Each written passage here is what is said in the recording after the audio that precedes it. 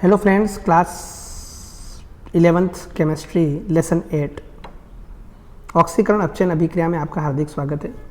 आज हम ऑक्सीकरण और अपचयन का परिचय देखेंगे। जैसा कि आपने पिछली कक्षाओं में सामान्य परिचय इसका पढ़ा होगा कि ऑक्सीकरण किसे कहते हैं और अपचयन किसे कहते हैं, तो शुरुआत से हम चलते हैं कि सबसे पहले ऑक्सीकरण और अपचयन किसे कहा गया। तो सबसे पहले हम देखते हैं प्राचीन अवधारणा, सबसे पुरानी अवधारणा क्या कहती है ऑक्सीकरण अपचयन के बारे में। सबसे पहले हम उसकी जानकारी लेंगे। तो प्राचीन अवधारणा के अनुसार अधिकांश तत्व ऑक्साइड के रूप में पाए जाते हैं, अतः प्रारंभ में ऑक्सीकरण उन अभिक्रियाओं को कहा गया जिनमें तत्व या यौगिक का ऑक्सीजन के साथ संयोग होता है। यानी हर वह प्रोसेस जिसमें ऑक्सीजन जुड़ती है या ऑक्सीजन का संयोग होता है उसको हमने बोला ऑक्सीकरण। ठीक है, combination of oxygen in element और कंपाउंड इज कॉल्ड ऑक्सीडेशन। तो ऑक्सीडेशन किसको कहा हमने? जिसमें ऑक्सीजन का संयोग होता है। ठीक है, और अपचयन किसको कहा? अपचयन उन अभिक्रियाओं को कहा गया जिनमें यौगिक से ऑक्सीजन का निष्कासन होता है। तो सिंपल सी डेफिनेशन प्राचीन अवधारणा में दी गई। ठीक है, पुरानी थ्योरी जो है उसके अंदर सिंपल सी डेफिनेशन दी गई कि ऑक्सीजन अगर जुड़े तो ऑक्सीकरण, और ऑक्सीजन अगर निकले, निष्कासित हो, विलोपित हो, एलिमिनेट हो, तो उसको बोलते हैं हम अपचयन या रिडक्शन। ठीक, अब प्राचीन अवधारणा के अब सभी तत्व तो ऑक्सीजन के साथ संयोग करते नहीं हैं, है ना। तो उनके बारे में हम ऑक्सीडेशन रिडक्शन को कैसे डिफाइन करें? तो प्राचीन अवधारणा की परिभाषा में कुछ संशोधन किया गया। वो संशोधन क्या किया गया वो हम देखते हैं। तो संशोधित परिभाषा के अनुसार ऑक्सीकरण वह अभिक्रिया है जिसमें किसी पदार्थ का ऑक्सीजन या अन्य ऋण विद्युतीय तत्व के साथ संयोग होता है। देखो, प्राचीन अवधारणा में केवल ऑक्सीजन का संयोग हो रहा था। यहाँ पर ऑक्सीजन या ऑक्सीजन के समान इलेक्ट्रोनेगेटिव, जिसमें इलेक्ट्रॉन को आकर्षित करने की प्रवृत्ति, ऑक्सीजन में क्या होता है? इलेक्ट्रॉन को आकर्षित करने की प्रवृत्ति होती है, यानी वो इलेक्ट्रोनेगेटिव एलिमेंट है। तो ऑक्सीजन या ऑक्सीजन के समान अन्य ऋण विद्युतीय तत्व जुड़ता है तो उसको कहते हैं ऑक्सीकरण, या इसका उल्टा, अथवा उसमें से हाइड्रोजन या धन विद्युतीय तत्व का निष्कासन होता है। ठीक है, तो संशोधित परिभाषा के अनुसार ऑक्सीकरण क्या है?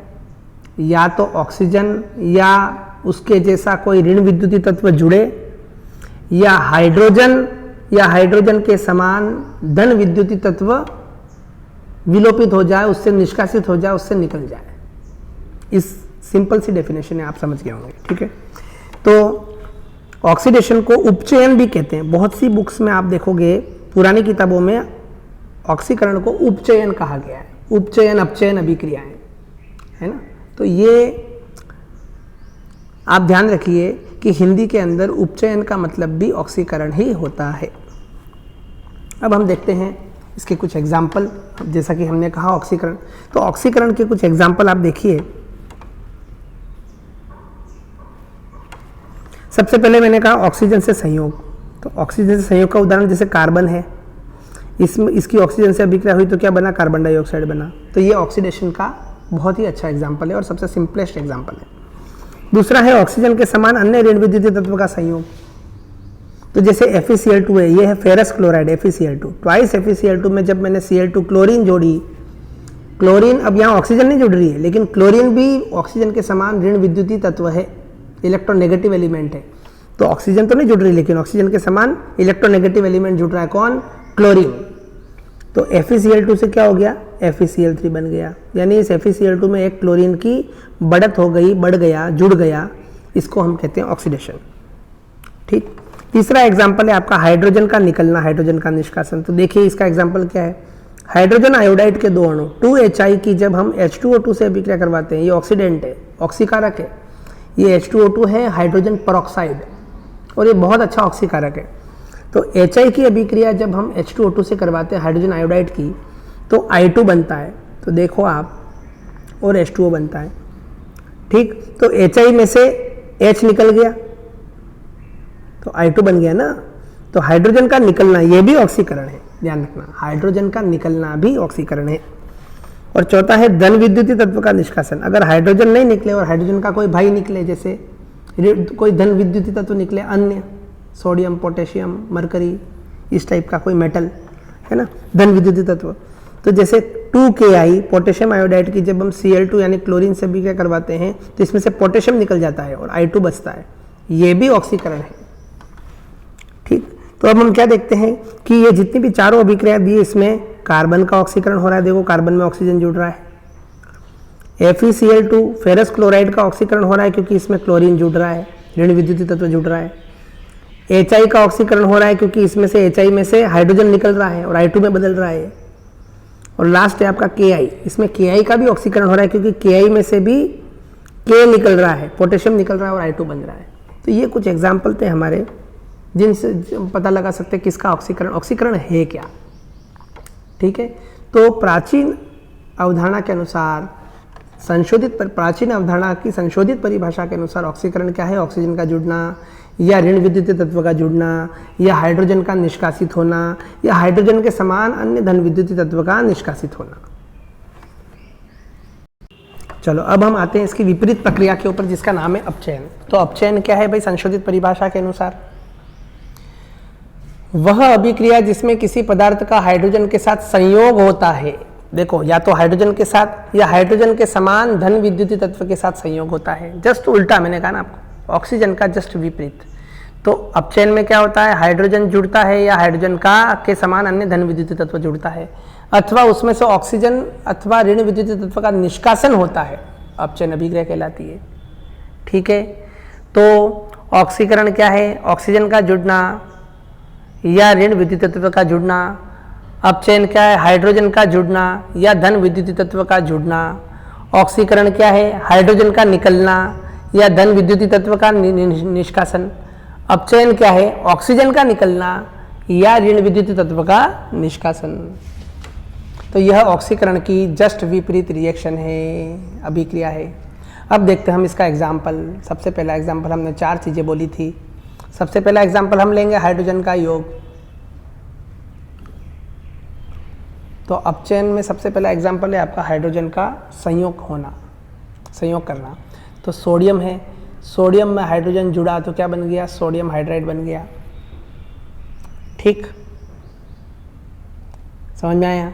तो सोडियम का क्या हो गया? अपचयन हो गया। क्या हो गया? अपचयन हो गया। धन विद्युतीय तत्व का योग, देखो यहाँ आयोडीन है, इसमें हाइड्रोजन नहीं जुड़ा लेकिन हाइड्रोजन की जगह पर कौन जुड़ा? मरकरी। मरकरी भी क्या है? धन विद्युतीय तत्व है, एलिमेंट है, मेटल है मतलब। और मेटल क्या होता है? हमेशा मेटल के अंदर इलेक्ट्रॉन देने की प्रवृत्ति होती है, तो वो पॉजिटिविटी होती है, उसके अंदर धन विद्युतीय गुण होता है। तो आयोडीन की जब मरकरी से भी क्या करवाते हैं तो क्या होगा? जुड़ जाएगा इसमें मरकरी, तो क्या हो जाएगा? इसका अपचयन हो जाएगा। तीसरा है ऑक्सीजन का निकलना। तो अगर कॉपर ऑक्साइड की अभिक्रिया हाइड्रोजन से कराई जाए तो क्या होगा? Cu+H2O।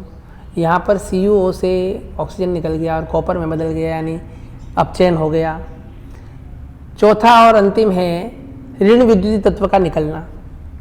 तो CuSO4 में से कि Zn से अभिक्रिया करवाई तो CuSO4 में से SO4-2 निकल गया, यानी ऋण विद्युतीय तत्व निकल गया। क्या बना? Cu बना, यानी ये हुआ अपचयन। क्या हुआ?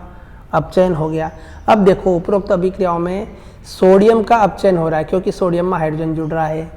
आयोडीन का अपचयन हो रहा है क्योंकि आयोडीन में हाइड्रोजन के समान अन्य धन विद्युतीय तत्व मरकरी जुड़ रहा है। कॉपर ऑक्साइड का अपचयन हो रहा है कॉपर में क्योंकि कॉपर ऑक्साइड से ऑक्सीजन निकल रही है। और CuSO4 से SO4-2 ऋण विद्युतीय तत्व निकल रहा है और ये कॉपर में बदल रहा है, इसलिए इसका भी अपचयन हो रहा है। तो बहुत ही अच्छा एग्जाम्पल अपन ने देखा, चारों एग्जाम्पल देखे। ठीक, अब एक एग्जाम्पल और देते हैं अपन, twice FeCl3 + H2S। Twice FeCl3 + H2S किस में बदला? ये twice FeCl2 + twice HCl + sulphur में। ठीक है, FeCl3 के अंदर FeCl3 किस में बदल रहा है? FeCl2 में बदल रहा है ना, यानी ऋण विद्युतीय तत्व Cl की कमी हो रही है। इसका मतलब इसका क्या हो रहा है? अपचयन हो रहा है। क्या हो रहा है? अपचयन हो रहा है। तो आप पता लगा सकते हैं कि ऑक्सीकरण रिएक्शन देख करके कि इसका ऑक्सीकरण हो रहा है या अपचयन हो रहा है। ठीक, तो इससे पहले कि हम रेडॉक्स अभिक्रिया देखें, मैं आपको और थोड़ा सा अपन रिवाइज कर लेते हैं। ठीक है, ऑक्सीकरण का मतलब क्या है? ऑक्सीजन का जुड़ना या इलेक्ट्रोनेगेटिव एलिमेंट का जुड़ना, ऋण विद्युतीय तत्व का जुड़ना, या हाइड्रोजन का निकलना या हाइड्रोजन के समान धन विद्युतीय तत्व का निकलना। ठीक, ये हो गया ऑक्सीडेशन। रिडक्शन क्या है? हाइड्रोजन का जुड़ना, हाइड्रोजन के समान अन्य धन विद्युतीय तत्व का जुड़ना। ऑक्सीजन का निकलना या ऑक्सीजन के समान अन्य ऋण विद्युतीय तत्व का निष्कासित होना, यही अपचयन है। ठीक, अब हम देखते हैं आगे रेडॉक्स अभिक्रिया किसे कहते हैं। रेडॉक्स अभिक्रिया इसको कहते हैं रेडॉक्स रिएक्शन। ऑक्सीकरण और अपचयन अभिक्रियाएं सामान्यतः साथ साथ संपन्न होती है, एक साथ होती है। क्योंकि देखो, अगर एक जना इलेक्ट्रॉन एक का ऑक्सीकरण हो रहा है, दूसरे का क्या होगा? अपचयन होगा। अर्थात एक पदार्थ का ऑक्सीकरण होता है तो दूसरे पदार्थ का अपचयन होता है। इन अभिक्रियाओं को रेडॉक्स अभिक्रिया या ऑक्सीकरण अपचयन अभिक्रिया कहते हैं। जब एक ही रिएक्शन के अंदर ऑक्सीकरण भी हो रहा हो एक पदार्थ का और दूसरे पदार्थ का अपचयन हो रहा हो तो उस रिएक्शन को क्या कहेंगे? रेडॉक्स रिएक्शन कहेंगे। तो रेडॉक्स अभिक्रिया का मतलब है कि उस अभिक्रिया में ऑक्सीकरण भी हो रहा है और अपचयन भी हो रहा है, दोनों अभिक्रिया साथ साथ चलती है। एग्जाम्पल देख लेते हैं अपन। Fe3O4, देखो आयरन का ऑक्साइड है Fe3O4, ठीक है। इसकी जब एल्यूमिनियम से अभिक्रिया होती है तो ये बदलता है Fe प्लस Al2O3। तो देखिए यहाँ पर Fe3O4 किस में बदल रहा है? Fe में बदल रहा है, यानी ऑक्सीजन निकल रहा है तो इसका अपचयन हो रहा है। ऑक्सीजन का निष्कासन हो रहा है, यानी अपचयन हो रहा है। एल्यूमिनियम किस में बदल रहा है? Al2O3 में, इसमें ऑक्सीजन का योग हो रहा है, यानी इसका ऑक्सीकरण हो रहा है। तो हम पता लगा सकते हैं कि किसका ऑक्सीकरण हो रहा है और किसका अपचयन हो रहा है। चलो कुछ उदाहरण से हम पता लगाते हैं कि किसका ऑक्सीकरण हो रहा है और किसका अपचयन हो रहा है ना। ये एग्जांपल लिया हमने H2S की अभिक्रिया जब क्लोरीन गैस से होती है तो ट्वाइस HCl और सल्फर बनता है, ठीक है। तो इसमें हमको पता लगाना है कि किसका ऑक्सीकरण हो रहा है और किसका अपचयन हो रहा है। तो H2S किस में बदल रहा है? S में। H2S किस में बदल रहा है? सल्फर में। तो इसमें से हाइड्रोजन निकला, इसका मतलब ऑक्सीकरण। क्या हो रहा है? ऑक्सीकरण। ठीक, अब दूसरा उदाहरण लेते हैं। Cl2 किस में बदल रहा है? HCl में। तो इसमें क्लोरीन में कौन जुड़ा? हाइड्रोजन जुड़ा, तो हाइड्रोजन का योग यानी अपचयन।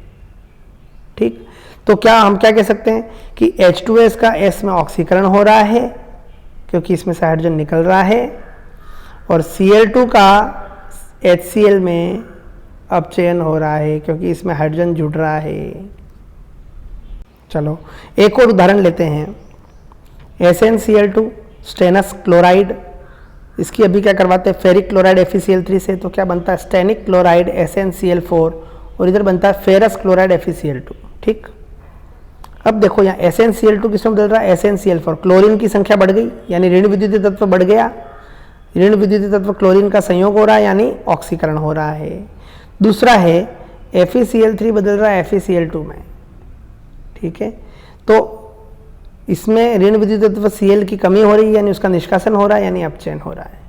ठीक, तो हम कह सकते हैं SnCl2 का SnCl4 में ऑक्सीकरण हो रहा है, FeCl3 का FeCl2 में अपचयन हो रहा है, रिडक्शन हो रहा है। उपरोक्त तो दोनों जो हमने उदाहरण लिए वो दोनों रेडॉक्स अभिक्रिया के हैं क्योंकि इनमें ऑक्सीकरण व अपचयन दोनों अभिक्रियाएं साथ साथ संपन्न हो रही हैं। एक पदार्थ का ऑक्सीकरण हो रहा है तो दूसरे पदार्थ का अपचयन हो रहा है। अब हमने क्या पढ़ी? सबसे पहले प्राचीन अवधारणा पढ़ी जिसमें केवल ऑक्सीजन के संयोग को ऑक्सीकरण कहा गया और ऑक्सीजन के निष्कासन को अपचयन कहा गया। फिर हमने प्राचीन अवधारणा के अंदर संशोधन किया और ये बताया कि ऑक्सीकरण है ऑक्सीजन का जुड़ना या इलेक्ट्रोनेगेटिव एलिमेंट का जुड़ना, हाइड्रोजन का निकलना या हाइड्रोजन के समान धन विद्युतीय तत्व का निकलना। अपचयन है हाइड्रोजन का जुड़ना या धन विद्युतीय तत्व का जुड़ना या ऑक्सीजन का निकलना अथवा ऋण विद्युतीय तत्व यानी इलेक्ट्रोनेगेटिव एलिमेंट का एलिमिनेशन या विलोपन या निष्कासन। ठीक है, अब इसको और अधिक स्पष्ट करने के लिए और अच्छे से समझाने के लिए आधुनिक अवधारणा दी गई, मॉडर्न थ्योरी दी गई। तो मॉडर्न कंसेप्ट क्या है ऑक्सीडेशन रिडक्शन का, वो हम देखते हैं। तो एक एग्जांपल लेते हैं, twice Na+H2 twice NaH। Sodium की अभिक्रिया जब हाइड्रोजन से होती है तो सोडियम हाइड्राइड बनता है ना। इस अभिक्रिया में सोडियम में हाइड्रोजन का संयोग हो रहा है अतः सोडियम का अपचयन होना चाहिए नियम से। तो हमने क्या पढ़ा कि हाइड्रोजन का संयोग होता है उसको क्या कहते हैं? अपचयन। लेकिन वास्तव में यहाँ पर सोडियम का NaH में ऑक्सीडेशन हो रहा है। इसका मतलब प्राचीन अवधारणा जो थी उसमें कहीं ना कहीं मिस्टेक हो रही है। जो हमने कहा था हाइड्रोजन का योग होता है तो अपचयन होता है, जबकि यहाँ क्या हो रहा है? यहाँ ऑक्सीकरण हो रहा है। ठीक। अतः ऑक्सीकरण तथा अपचयन को और अधिक स्पष्ट रूप से समझाने के लिए आधुनिक अवधारणा दी गई। तो ऑक्सीकरण व अपचयन की आधुनिक अवधारणा दो प्रकार से समझाई जाती है, एक तो है इलेक्ट्रॉनिक अवधारणा और दूसरी है ऑक्सीडेशन नंबर कंसेप्ट। ठीक, तो अगले वीडियो में हम इन दोनों अवधारणाओं को एक एक करके पढ़ेंगे। पहली है इलेक्ट्रॉनिक अवधारणा और दूसरी है ऑक्सीकरण अंक अवधारणा। धन्यवाद।